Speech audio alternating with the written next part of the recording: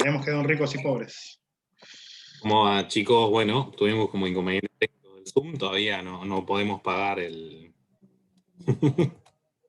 Zoom que no nos corta los 40 minutos, pero volvemos acá, estábamos, riqueza en pocas manos, desigualdad y desempleo. O sea, aumenta la brecha entre ricos y pobres.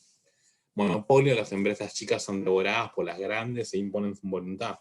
Es un poquito lo que veníamos hablando. Pero bueno, ya que la materia se trata un poco de historia, hablemos un poquito de historia y la idea del Estado moderno argentino viene de estas ideas bastante liberales.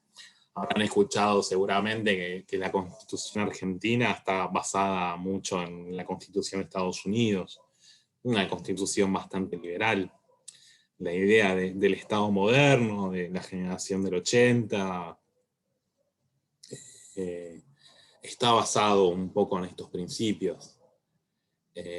Lo que es la educación que tenemos ahora, normalizada, un poco Sarmiento ha intentado, ha traído eh, maestras de Estados Unidos para empezar acá. Siempre pensando en esa lógica de la competencia, del liberalismo y el individuo llevando a la nación adelante, haciéndola prosperar, no tanto desde el conjunto. Eh, También esto nos trae dos cuestiones. Por un lado, es la idea de la inmigración europea. Siempre que se pensó acá, por lo menos desde estos factores de poder, eh, ¿qué queríamos hacer? ¿Cuál era la lógica de la inmigración más allá de poblar el país?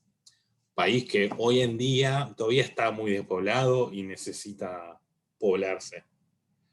Que por eso no deberíamos tener tantos problemas con la inmigración, porque en realidad tenemos un país enorme concentrado en 4 o 5 puntos muy industriales. Córdoba, Buenos Aires, Rosario, alguna ciudad, después no sé mucho más, donde hay muchos conglomerados urbanos grandes, pero que no está expandido en todo su territorio. Pero me estoy yendo de las ramas otra vez. Primero es esa inmigración europea. La idea era generar una Argentina blanca. Nosotros veníamos de la campaña del desierto y la idea de destrozar y desaparecer a todos los pueblos originarios que habitaban nuestra tierra, básicamente. Dos campañas genocidas que hubo y un desprecio al gaucho, al mestizo de acá. La idea era traer gente europea para que se limpie nuestra impureza racial hasta cierto punto y que seamos todos blancos divinos como los europeos. Nuestra Sí, oligarquía, nuestra clase dirigente siempre le gustó, siempre se sintió más francesa que argentina. Algo en ese momento que se mantiene hoy en día, siempre se cree más europea de lo que en realidad somos. Y tal cual. de esta cuestión de la inmigración viene una gran fantasía que muchos habremos escuchado y hoy en día se lee, que es esta idea de la Argentina como una potencia mundial a finales del siglo XIX, principios del siglo XX, que podíamos haber sido potencia, podríamos haber sido Alemania, podríamos haber sido Estados Unidos, teníamos un PBI enorme y gigante.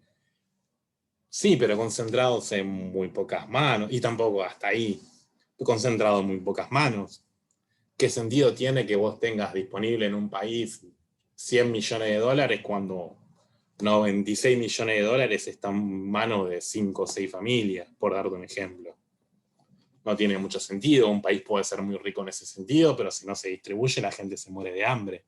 Entonces, hasta cierto punto es una gran mentira, como está acá en la diapositiva, así como comentó Mati otra vez. En general, este liberalismo lo único que genera es que la gente que tiene plata tenga más plata y que la gente pobre siga siendo pobre o sea más pobre. ¿O no, compañero? Tal cual. Esta brecha cada vez en la actualidad se expande más y hay riqueza, mayor cantidad de riqueza en pocas manos, ¿no? Con respecto a lo que vos decías, y por ahí para pasar a otra, pero para que los estus también tengan en cuenta que el momento que vive el mundo es muy importante. La Argentina no está exento de eso, pero siempre más allá de esta idea que hay de que éramos potencia a principios en el 1900, siempre éramos periferia nosotros. Latinoamérica en general era, podríamos decir, la periferia en este pensamiento imperialista, ¿no? Donde el liberalismo es la filosofía, nosotros teníamos la periferia. Quizás no al nivel de África, como decía Demian, que África sufrió de pleno toda la explotación, sino que nuestra elite dirigente era aquella que miraba a Europa con esos ojos, como mirando lo perfecto, el ideal, ¿no? Y eso también habla de que esta época imperialista tenía el convencimiento de que no solo Europa era potencia económica, sino también un ejemplo a seguir, y era podríamos decir, el faro cultural para todo el mundo.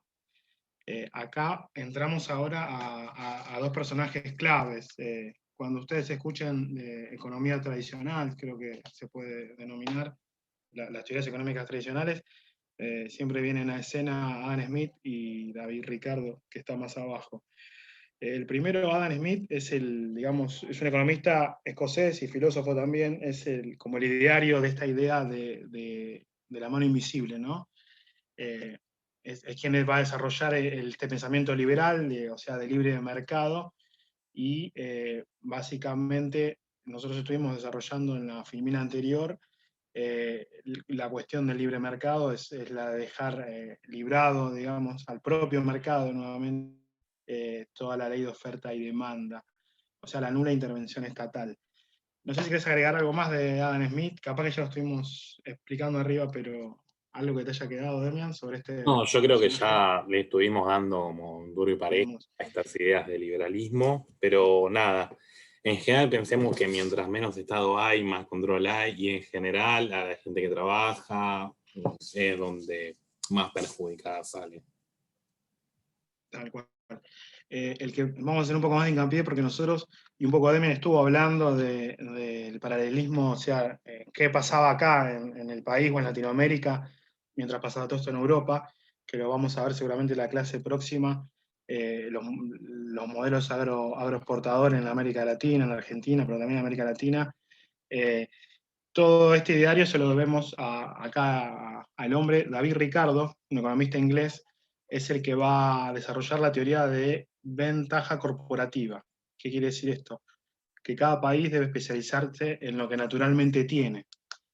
Pensémoslo que es cómodo decir esto desde Europa cuando ellos tenían la industria, ¿no? Cuando eran potencia industrial, y la materia prima, o sea, el producto primario estaba en Latinoamérica, África, Asia. Esa teoría está pensada como sustento de esa práctica, ¿no? La depredación que se hizo en África, Asia, América Latina, a causa bueno, de explotación en el África, en Asia y también en Latinoamérica, depredación no solo del humano, sino del territorio. Esta teoría va a ser la que va a solventar esas prácticas comerciales, ¿no? El mercantilismo basado de esa forma, que obviamente conviene a los europeos y a las élites de cada región que tentan el poder. No sé, Y Demian, si obviamente, querés. siguiendo un poco para explicar un poco lo que es esta cuestión de la División Internacional del Trabajo, es algo que nosotros siempre escuchamos y pasa un poco en el caso de la vacuna acá. ¿Cómo puede ser que nosotros hagamos el reactivo acá, se envase en México y en realidad la vacuna termina guardada en Estados Unidos? Bueno, hay ciertas lógicas de lo que es la división del trabajo, es eso, nosotros tenemos materia prima como un país tercermundista que tiene mucho campo y tiene trigo y tiene vacas, etcétera, que vende el trigo, vende la carne, y hay ciertos productos procesados que pasaron por una industria, que es lo que nos devuelve a nosotros. Y ahí tenemos uno de los grandes problemas de eso. Nosotros vendemos carne a, para dar un ejemplo, 10 centavos el kilo, y cuando nos llega a nosotros la carne enlatada, nos la venden a 15 o a 20, porque hay un proceso industrial en el medio y con lo que se paga por las cuotas de transporte, etcétera. Pero es algo que podríamos hacer nosotros tranquilamente. Pero en esta lógica de la División Internacional del Trabajo, cada uno se ocupa de lo que tiene. Vos tenés materia prima, te ocupás de la materia prima. como decía el compañero Matías, pasa eso. ¿A quién le conviene en realidad eso? Vos tenés países realmente industrializados, fuertes, Estados Unidos, Inglaterra, Francia, en general europeos y Estados Unidos, países europeos conocidos y Estados Unidos. Después tenés un montón de satélites intermedios, Asia, África y Latinoamérica, que tienen materia prima. Por eso nosotros en el principio de la conversación hablamos que las lógicas de colonialismo, que ya no son invadirte para saquearte, es usar a estas oligarquías o clases dominantes en cada país para que ellos generen la dominación y vos tengas, vos te llevas ganancias. Vos como un país capitalista venís acá, negociás con esta gente, comprás barata la materia prima, vendés caro lo que terminás produciendo, tenés muy poca pérdida de guita, muy poco riesgo de inversión, porque en general la gente de acá pidiendo esa inversión termina haciendo que vos pagues menos impuestos, que la gente tenga menos derechos laborales, que si tenés problemas con tus trabajadores o organización sindical, en ese momento los cagaban a piña, los reprimían fuertemente. Entonces esas lógicas de dominio hacían a lo que vamos nuevamente en la filmina anterior, a que haya esa desigualdad tan grande. Pues esa desigualdad es dentro de un país y a la vez es vital y existe dentro de lo que es el orden de países en el mundo. Por eso se habla de división internacional del trabajo. Tenés países centrales, tenés países periféricos y después tenés países que están caídos del catre y medio que no existen. Si no pueden ser invadidos o saqueados o no se puede sacar un negocio, medio que no.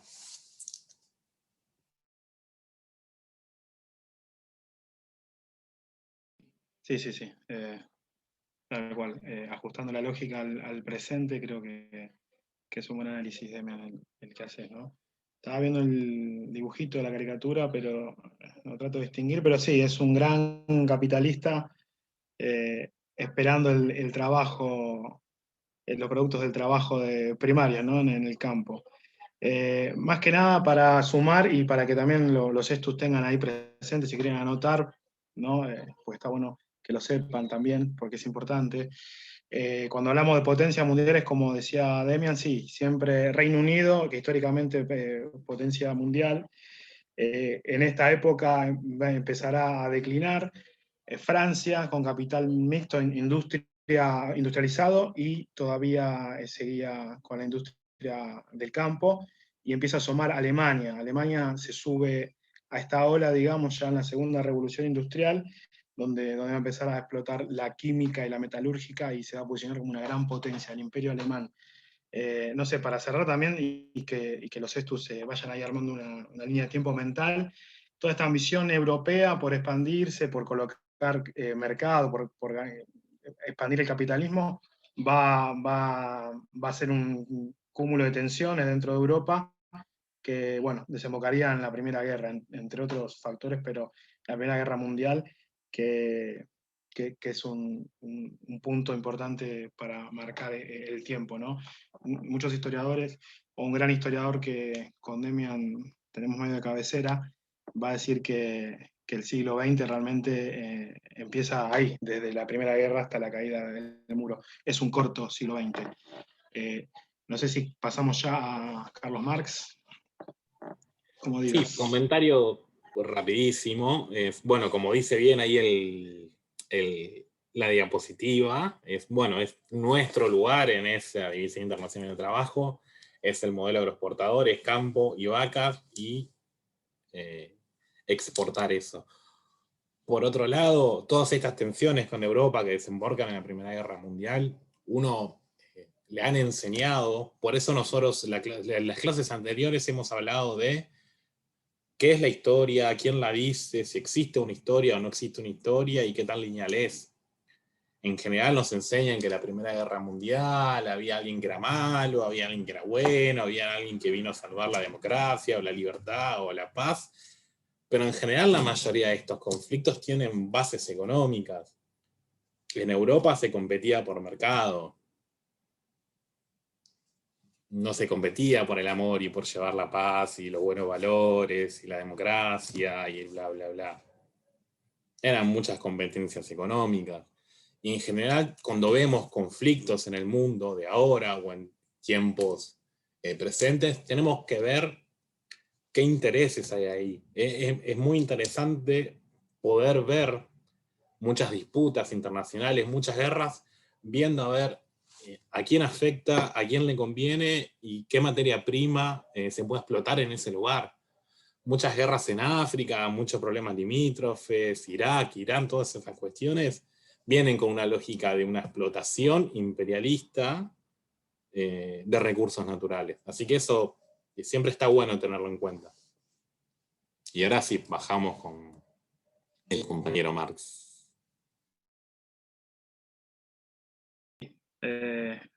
Carlos Marx, este filósofo, economista, sociólogo, historiador, de todo, ¿no? Un hombre, una mente del pensamiento humano, una mente de las más valoradas.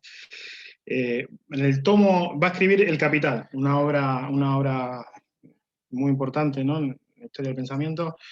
Y en el capítulo 24 nos va a decir que el capitalismo viene al mundo chorreando lodo y sangre, refiriéndose obviamente a lo que veníamos hablando un poco. El capitalismo, la opulencia europea va a estar basada en la esclavitud, en el trabajo esclavo en sus colonias africanas, por ejemplo, bueno, a base de sangre, ¿no? Sangre y lodo, también en Asia, pero el caso africano es muy importante. Como un dato de color, en este momento, estas grandes potencias que fuimos nombrando en Europa están haciendo un tratado en Berlín, en 1887 están haciendo un tratado repartiéndose África, como una torta, viendo quién se va a quedar con África, qué le toca a cada uno. Ese reparto, y lo que querían en África, obviamente, es la materia prima en la que África bancó, digamos, toda esta opulencia. América Latina, Asia también, pero África es el ejemplo de explotación, porque es a base del trabajo esclavo. Europa tiene estos años de opulencia, de capital cultural. Es importante siempre recordar esto, ¿no? Para que haya opulencia en algún lugar, seguramente en otros la está pasando mal. Sí, obviamente, pensemos que en Latinoamérica y América pasó mucho. Nosotros tenemos colonialismo de España, Portugal, en Brasil. Tuvimos en su momento, creo que ahora no sé si queda la Guyana francesa y la Guyana holandesa, que creo que ya se disolvió, pero en un momento estaban. Nosotros hemos tenido varias potencias en el medio disputándose también nuestro territorio y nuestras materias primas. Y nuestra fuerza de trabajo, que es una de las cosas más importantes. Un esclavo es una fuerza de trabajo que es solamente comida y techo y nada más, te agarra un montón de cosas. Que eso también es un poco de discusión.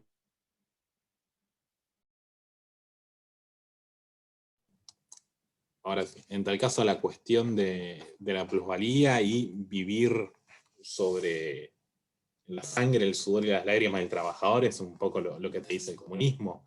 El capitalista te explota a vos y gana dinero con el fruto de tu trabajo. Vos ganás un salario fijo todos los meses, trabajes más o trabajes menos, y el capitalista te explota a vos, ponerle que tu salario valgan 2 sillas, estamos en una fábrica de sillas imaginaria, y vos producís 10 sillas a fin de mes.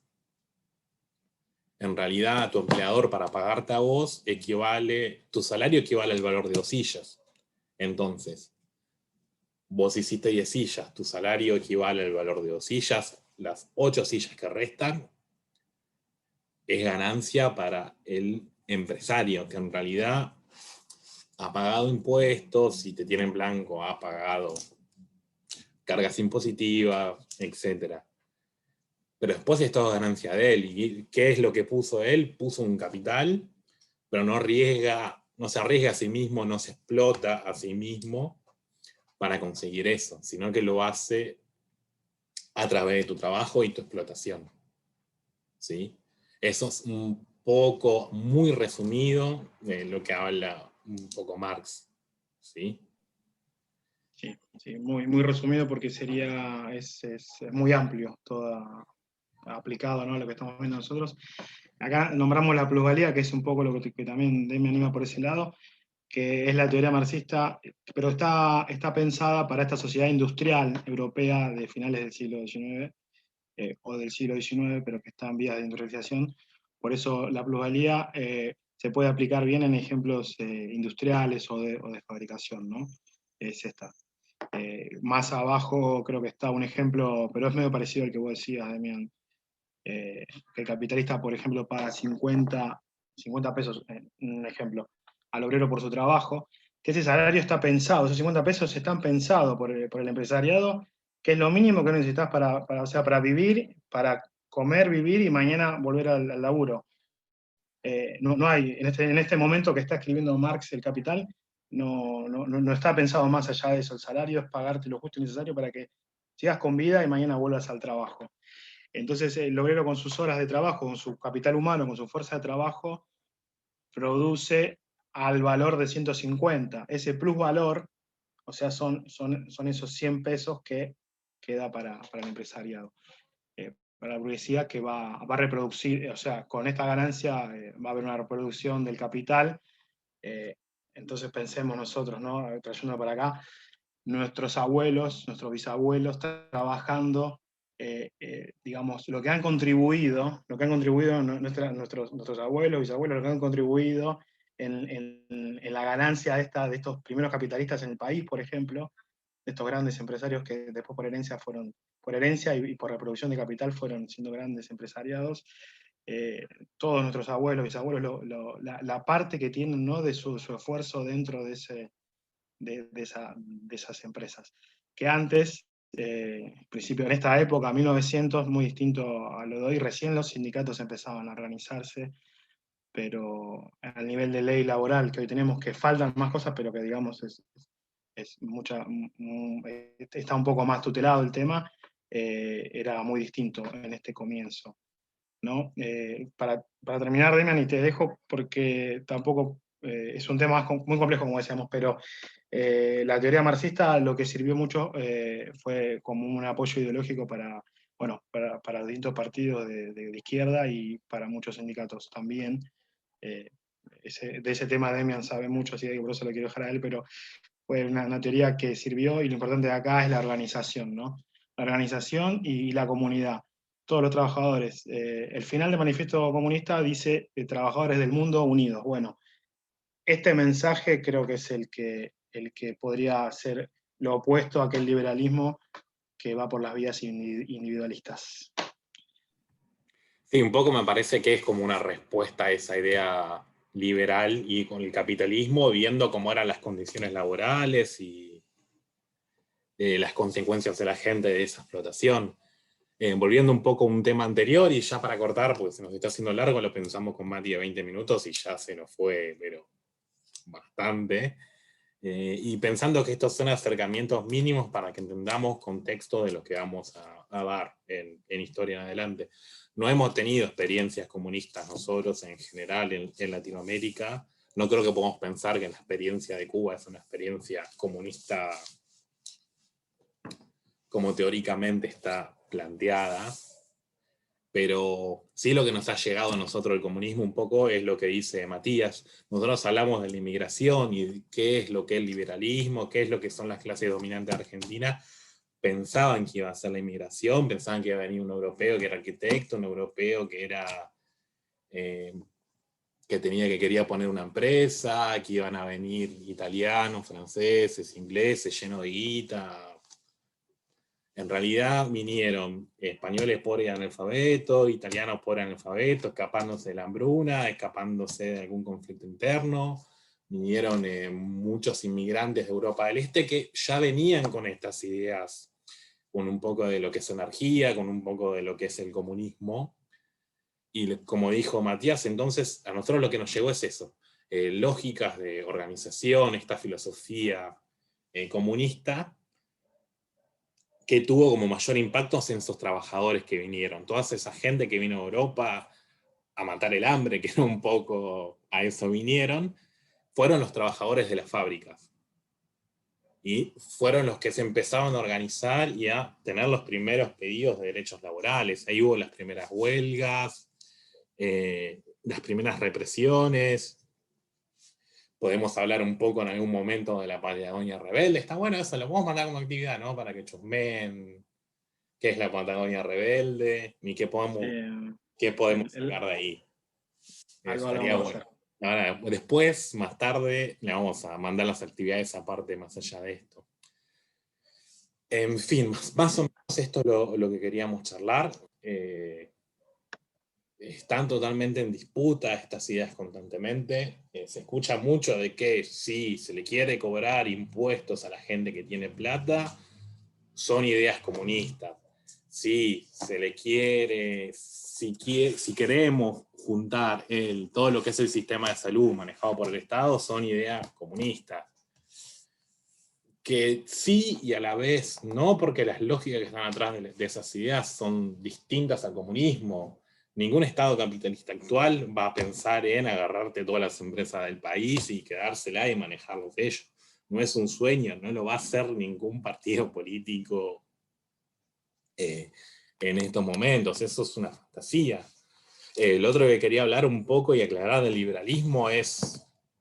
Pensemos que el liberalismo, como está planteado hoy en día, con Milei, con Esper, con un montón de estas cosas, es un liberalismo económico, que solamente se basa en lo económico. Las personas que realmente son liberales, se habla mucho de Alberti, se habla mucho de la generación del 80.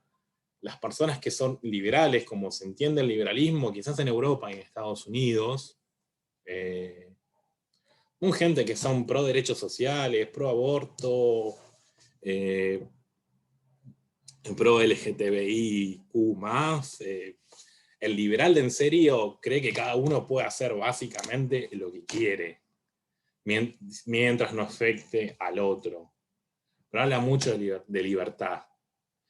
Y eso habla de lo económico y habla de social. En general, nuestros liberales, los que tenemos el ejemplo ahora, es la misma oligarquía y son las mismas personas que con un disfraz de ser liberales y con un disfraz de ofrecer más libertad a la gente, termina siendo tan conservador y termina siendo tan explotador como era a principios del siglo XX y finales del siglo XIX. El problema para los liberales es que haya sindicatos, que haya derechos laborales, que haya vacaciones, que haya jubilados, que haya planes sociales, etc. Hay un liberalismo, el liberalismo real no está en contra de los planes sociales, no está en contra de los trabajadores, no está en contra de los jubilados. La libre competencia es más como un horizonte en el que se camina, no es como una especie de ley, ¿sí? Hay un liberalismo que es piola y es positivo. Yo creo que en general mucha gente que tiene ideas, que está a favor de las conquistas sociales son bastante liberales. Por más que estén enmarcadas en el peronismo o en otros ismos, en el fondo es bastante liberal esa idea. La idea del individuo, la idea de respetar las decisiones individuales.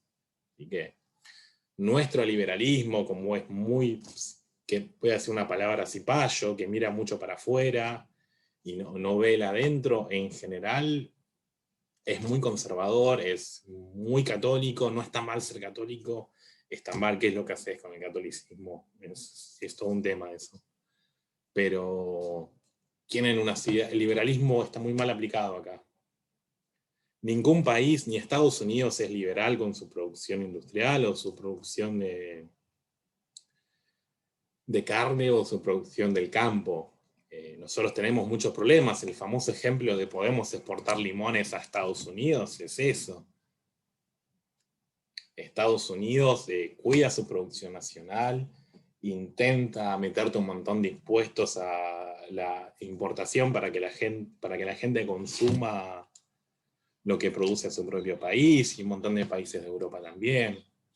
Entonces, cuando hablamos de liberalismo, hay que ver comillas y ver en particular, y algo que se habla mucho en historia y es re importante, que todo es proceso, Todo viene de algo, está por algo acá y va hacia algo por algún motivo, y que es complejo, que no podemos decir que se abre la frontera y todo se va a solucionar. Que si se liberaliza la economía y el Estado interviene, todo va a ser mejor.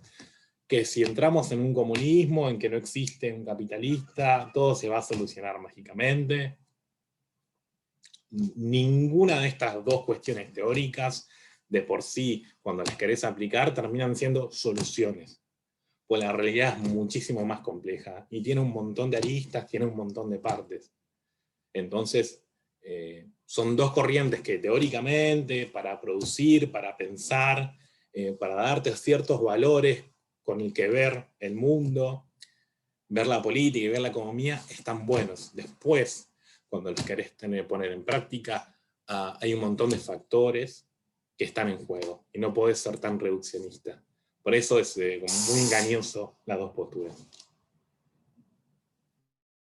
Buenísimo, me parece un cierre creo que resume todo un poco. Por mi parte, Demian, y a todos y todas también los voy despidiendo y les va a llegar la actividad, prontamente les va a llegar la actividad, apóyense en este video y en algún material que le mandemos chiquito de lectura. No sé, Demian, ¿algo más? Nada más, lo único que les diré es que, bueno, esperamos que esto pase pronto y poder verlos en una clase en vivo. Cuando nos toque nuestro miércoles, la idea es ver si podemos hacer también, si podemos integrarnos un Zoom, si podemos a un Meet o algo. Por eso le estamos poniendo tanta onda a la clase del profe Nico de hoy miércoles, a ver si puede funcionar. Así que nada, esperamos que haya ayudado un poco esto que estamos diciendo, aunque dijimos un montón de cosas. Si tienen dudas, consultas, inquietudes, nos avisan y les haremos llegar la actividad. Por ahora, nada, me despido y nada, espero que tengan un buen día, una buena semana y que esto haya ayudado. Así que nos vemos, chicos. Hasta luego.